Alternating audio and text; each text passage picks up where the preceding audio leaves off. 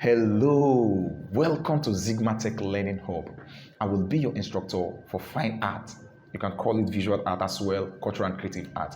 Now for this class, we are going to be taking our exercises from the ExamGuide app. Now if you don't have this application installed already in your device, I will advise you download this app in order for you to follow along this class.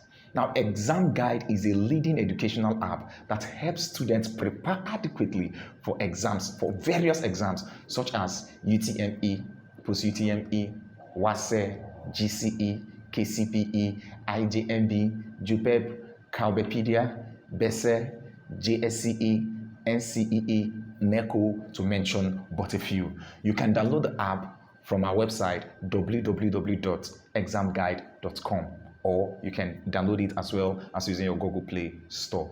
Please subscribe to our channel and turn on the notification bell to be updated on new videos as we upload. Now, if you're ready for today's class, okay, let's get started. Okay, all right. So welcome back to part 2 of Motif, pattern and design.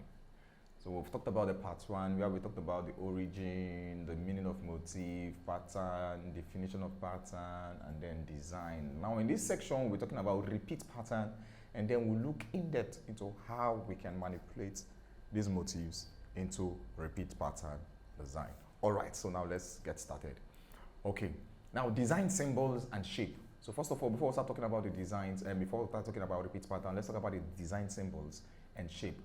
Now, a lot of pattern can be made from symbols, signs and shapes as motifs.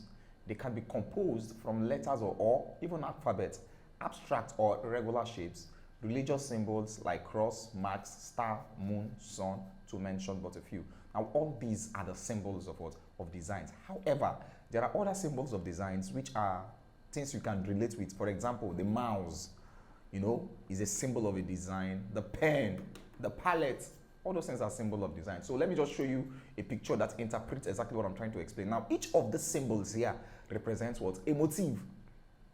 Now, you can use them what? As a motif. Imagine you having this at the middle of your shirt. It's a motif, and it comes out very beautiful and outstanding. So even the pencil, the arrow mark, the brush, the stroke, the palette, the camera, all those things are symbols of what? Of designs. Okay.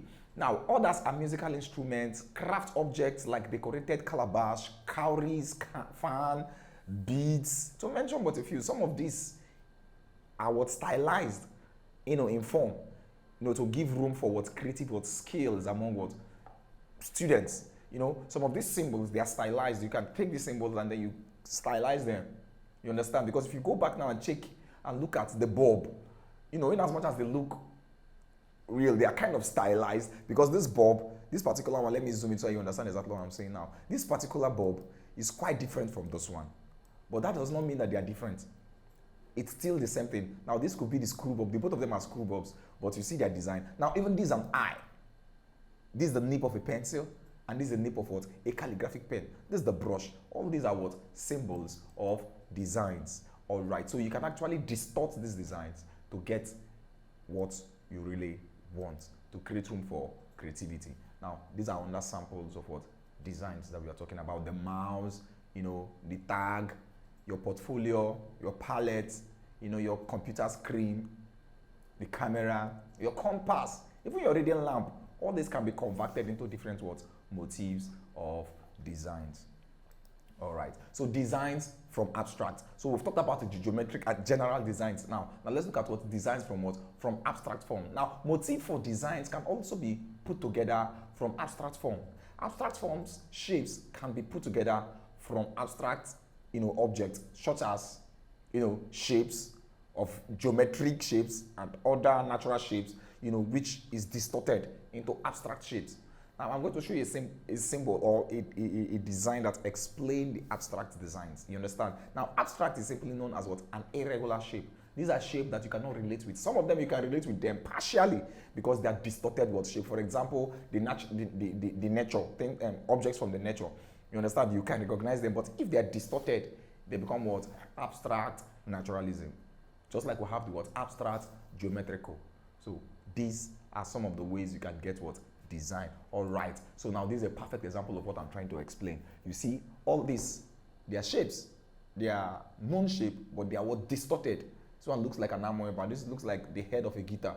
You understand? This looks like a heart or the lungs. You know, but these are what they are what in turn distorted. Then they are now created with this abstract shape. So abstract is under form of what? A pattern or a motif design. While abstract shapes or forms are derived from nature, among other means, geometrical shapes are based on human mathematical what concept or idea. Such shapes from nature are, however, distorted, just exactly what I'm trying to explain. Now, you see, when you pick some nature, shapes from nature, you distort them, it becomes what? Abstract. Why the geometrical is what? Mathematical what? Concepts or ideas, like the triangle and the rectangle, the cube, to mention but a few. Now, these are geometrical shape that can actually be distorted into what? Abstract images.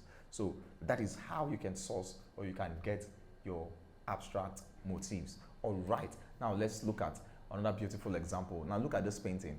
Now in this painting, you see that it is, if you look deeply, you see that it is distorted. Now this is a calabash. It is not an abstract, you understand? But because of the way it is splitted with colors, you know, this is a mural painting. And if you watch, you see fruits, grape, apple, pear, you see? Now, but they are distorted. Automatically, it now forms what? That abstract illusion. It gives you that abstract what? Illusion, because it's not real. So abstract shapes are irregular shapes, they are not real. Now, geometric shapes include circle, triangle, rectangle, square, cubes, cylinder, cones, to mention but a few etc. Now, this is another pattern for what? Geometric shape. Now, if you watch, you see the cube, you see the triangle, you see the star, you see all these are what? Geometric shape. Now, design from nature. Now, let's look at some of the designs from nature.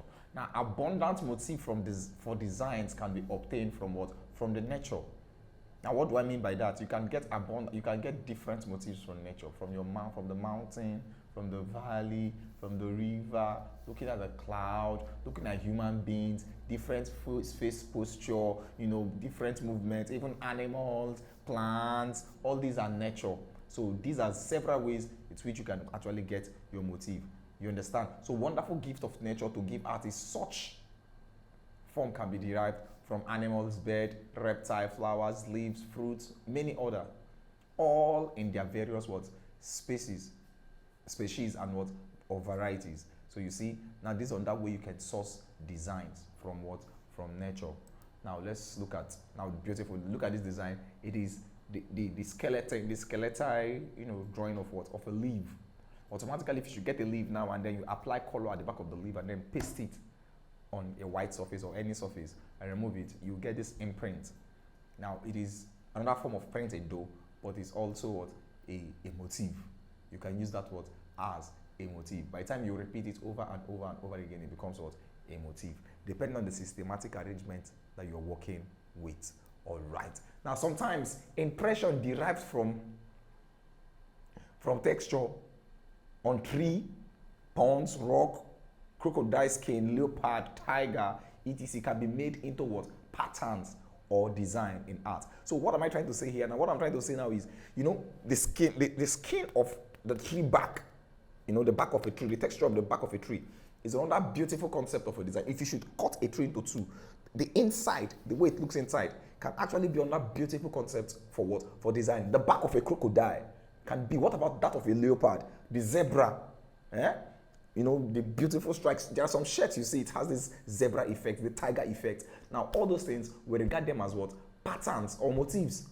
You understand? So you are not limited with what? Where you can source your patterns. Patterns are eventually everywhere around you. You can get them from trees, you can get them from crocodile back, you know, from anything and everything. So that is how you source your patterns for design. All right. So now, for example, let's take a look at a bed.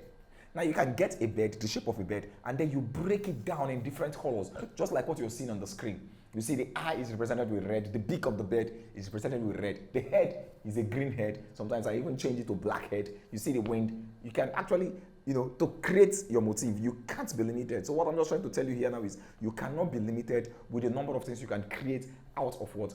Out of nature. So you're blessed with abundant motif. That is why no two artists can create the same image. It is not possible. Like you put two artists in different rooms and tell them on your mouse, get set, create a motif with a bed, and then the both of them will come out with the same design. It is not possible.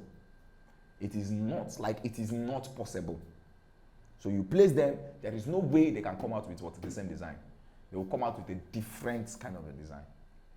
So that's exactly what Motif is telling you, that you are not limited to a single design. There are several designs that you can get even from one team.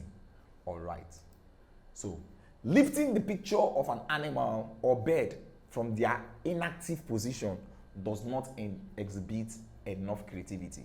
It makes the work look dry. Imagine you picking a sleeping dog and then you just take it to be your design. Now, it will be very nice if it is a photography shot that you just place at the middle of your shirt. But if it is for a wallpaper that you want to repeat it over and over again, it will look so yucky. So you need an active, an active animal, maybe when it's running, and then, okay, maybe I will show you an image where I place both of them side by side. Now, you see, between the relaxing dog and the active dog, same thing applies towards the kangaroo. Now, a flying bird or a jumping kangaroo could be a better motif than the sleeping or dominant ones. You understand? So whenever you're picking a motif, also watch for what? Motion. Also watch for what? Motion, because motion creates rhythm. You understand? Motion creates what? Rhythm. Why? Static creates what? Why sleepiness, doing nothing creates what? Stagnation. And then you will now produce a stiff kind of work. But if it is on motion, it creates rhythm. It's interesting. It creates excitement. So that is one thing you should put at the back of your mind when creating a motif. Now look at the picture I'm talking about. Now this on its own is a beautiful work of art. That is when it is on its own. You're not using it as a design. But for you to use this as a design, no. I doubt how it will actually look, because apart from the interest that is in the face, there is nothing interesting here again. But the face is quite interesting though. But now you using it as a motif is way out of it. You understand? So what we're trying to say is you get something that is on motion. So now let's compare this other one. Now, an active shape as a motif can enhance rhythm, which is very important in design. Furthermore, bringing in somewhat embellishment into the shape of such animal or insect by way of stylization can help to improve the artistic skill and creativity. Now, if you're doing photography, that will fly. But in design, in graphics design, in the context of what we're discussing now that you use for cutting, for wallpaper, for fabric, I think you should not limit yourself, with things that are static. You look for something that is active. You understand? That is active. Then you use them to create your motif. So take a look at this picture. Now you see how interested this dog appears. Now with this, you can repeat this over and over and over and over again. It is engaging. If you should carry a child and then a child looks at your shirt and see this, it will engage the child. The child will start pointing at the dogs. You understand? Would want to relate with them. So that's exactly what they're trying to say. Whenever you're creating a motif, create what is engaging and interesting to pull your audience. You grab. So that is that about the motif of a design. Now, however, let's look at the different types of motifs and how to create each and every one of these motifs. I just hope the time will be enough for us to cover this. If not, subsequent class, we'll look at them. But let's just move on and see how far we can go. Now, let's look at repeat pattern. Now, repeat pattern is the systematic arrangement of motif in order to achieve rhythm. Hello. I'll say it again. Repeat pattern can be defined as the systematic arrangement of motif in order to achieve rhythm in a given work of art. There are various methods of transferring motifs into actual surface and pattern making process. Now they are also different in types and in order. Now what am I trying to say now? In as much as we have repeat pattern as a systematic arrangement of motifs, now there are systematic arrangement, different patterns in which you can actually make repetition of your motif. So we are going to look at these patterns one after the other. All right. So Now, they are more noticeable in textile designs, wallpaper, graffiti art, mural painting, and wall decoration, even your border designs. Now, this is where you see most of this kind of patterns we are going to learn in the course of this study. Now, the popular types of repeats or arrangements in pattern making are, we have the simple repeat, we have the half drop, we have the mirror repeat, we have the half slide, we have the counter change, and then we have the repeat, the all over repeat pattern. There are too numerous to mention. We have the bricks, we have the diamond repeat pattern. So we're going to see the few ones we can cover in the course of this study. All right, now let's look at the counter repeat pattern. Now you see, the first three designs on top, let me zoom closer so that you can actually get it. All right, now the first three designs on top, they are being countered by the second, the middle two. If you watch these ones, they are painted in a different color. You see they drop it, and then they go side by side, while this other one came right behind under it with a different color. So we'll call this the counter repeat pattern. So let's go over to the next one. Now look at the diamond repeat pattern. Now why is it diamond repeat pattern? You see it has the shape of a diamond. You see how it drops, how they all drop. So this is known as the diamond repeat pattern. So whenever you're creating the diamond repeat pattern, now each of this design is a motif in a square box that is in the shape of a diamond. That's why we call it the diamond repeat pattern. You have the flower, the same flower that is repeated over and over and over and over and over and over and over and over again. Now there is a way you can add minor motifs at the top of these edges. Let me zoom so that you can actually see what I'm talking about. Now at the top of these edges, you can actually add minor motifs to them to give it another look. Are you following? Yes, you can actually add minor motifs to give it another look. So therefore we have what we call the minor motif and the major motif. Now this is the major motif, what you're seeing here. In this diagram, there is no minor motif. As we proceed, let me see if we can get a diagram that has other major motifs and minor motif. Now this is on that pattern of motif, which is known as the half drop. It's known as the half drop. Now what do I mean by half drop? Let me zoom closer so you see properly. Now, half drop in the sense that, you see this box, it's quite full, right? But if you watch this one on top, it's half of these two. So that's why we call it the half drop. So remember I told us we talked about the counter, we talked about the mirror, and the diamond. Now we're looking at the half drop repeat. So this is known as the half drop repeat. Now this is how it is set, it's arranged. So this design is called the half drop repeat pattern. All right, so let's go over to the next one. Now this is the full drop. Now this full drop can also be regarded as the simple repeat pattern. It's called full drop side by side. All the square box set in equal sizes and then repeated in the same space. You understand? All right, so that is how you arrange the full drop. Now this is the all over repeat pattern. It's known as the all over repeat pattern. So it's the pattern that everywhere is just being jam packed with the design. You understand? To create the needed motif. All right, so the last one we look at is the mirror repeat pattern. I'm just trying to carry everything along because if I should want to break this thing down, it will take us a longer time, but I want you to, in your leisure time, draw this box, maybe a box of 5 centimeters each, square box, about 12, 6 up, 6 down, and then practice this repeat pattern. It's quite an interesting course. Now, this is what we call the mirror repeat pattern.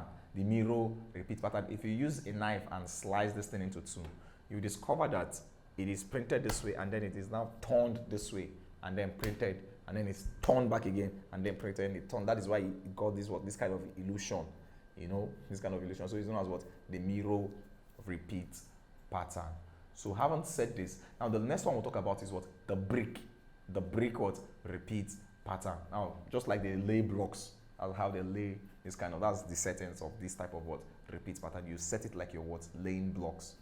So the block method is known as the brick repeat pattern. So if you watch inside, let me zoom closer. So this is just what you have here. This is just the image you have. You see, this is just the image you have. So that is now duplicated, arranged as if it is a box or it is a block, and then at the end of the day, you got this full design. So that's exactly what bricks repeat pattern is all about. Now, in practical classes, if this were to be a live class, I would have given you a sketch pad, your drawing book, your colors, and then we start creating our own designs. Now we initiate our own concept and then create our own concept, and then if time permits, you know, design it on the cloth or a fabric. So even in your school, you can ask your teacher, sir, ma, can we do a repeat pattern design? And then see how it comes out. It's a good practical class to go on. All right. Now, having said all that, so let's take a look at what we've learned so far. So far we talked about the various forms of lines and the basic functions of what? Of lines. However, we also discussed repeat pattern, the different source of pattern, how you can source for your pattern, and I told you patterns are endless. There are too numerous ways in which you can get different patterns. We talked about how you can source your patterns from animals, from the cloud, from nature, from geometry, from abstract, you know, from man-made objects, to mention but a few. We also went further to discuss, to explain the different repeat what pattern, which I told you we have the bricks, the block, and the bricks repeat pattern, the all over repeat pattern, the counter slide, we have the half drop, we have the full drop, we have the diamond repeat pattern, and we also have what? The mirror repeat pattern. All these patterns are the patterns we discussed in this section. And then I have done justice to it and try to explain them so that you don't differentiate, you don't mistake this very one for this. However, we talked about what? We described how we can make each and every one of these what? This pattern. So having said that, let me try you and know how far you're able to comprehend some of the things we talked about in this class. Okay, if you're ready, it's time for Q&A. Let's ask ourselves some questions. Now, define repeat pattern. Define repeat pattern. Repeat pattern is a systematic arrangement of motif on the surface. As simple as that. Now, state two types of repeat pattern. We have the all over repeat pattern. We have the full drop. We have the half drop. And we have what? The geometric repeat what? Pattern. Did I say geometric repeat pattern? Sorry, forgive me. There's nothing like geometric repeat pattern. Rather, we'll have what? The all over repeat and the diamond. We'll have the mirror repeat pattern. Now, explain brick repeat pattern. That was the last pattern I explained in this class. So I want you to explain brick repeat pattern. Do that in your notes and then go back to my class and see if your explanation tallies with what I explained in the course of the study. Thank you very much for sitting back. So now we are going to dive into the exam guide and then try our hands with the exam guide. All right. Culture and creative art, as usual, you choose a topic, which is design, select it, and then we use random, and then we just click and get started. Okay, so now let's look at question 18. Let's see what question 18 have for us. Non-repeat design is also called dash. Non-repeat design, like a design that is not repeated, is also called dash. Accidental, B, collage, C, mosaic, E, leaf print, and D, yarn print.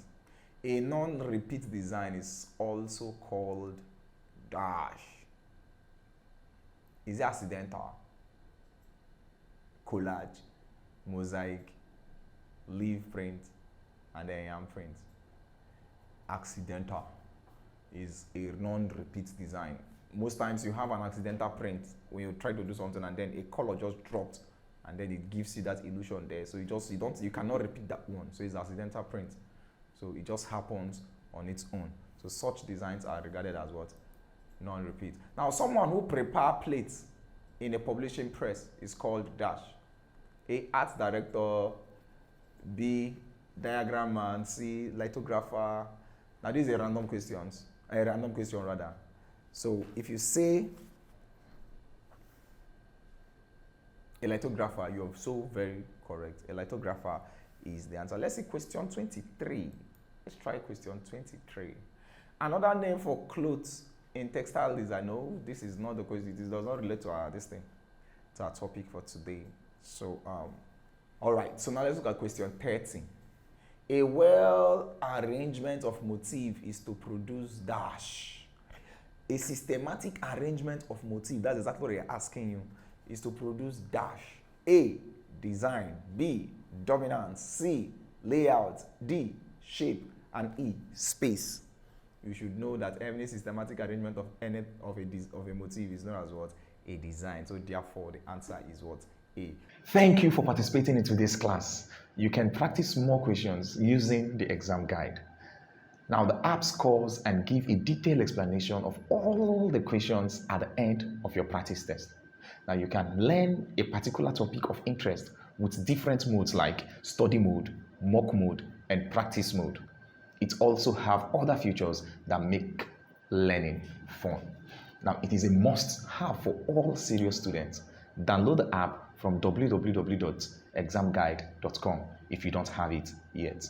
See you in the next class. Don't forget to subscribe to our channel, hit the notification bell, and then share this video to anyone you know that would benefit from it. Thank you, and bye-bye.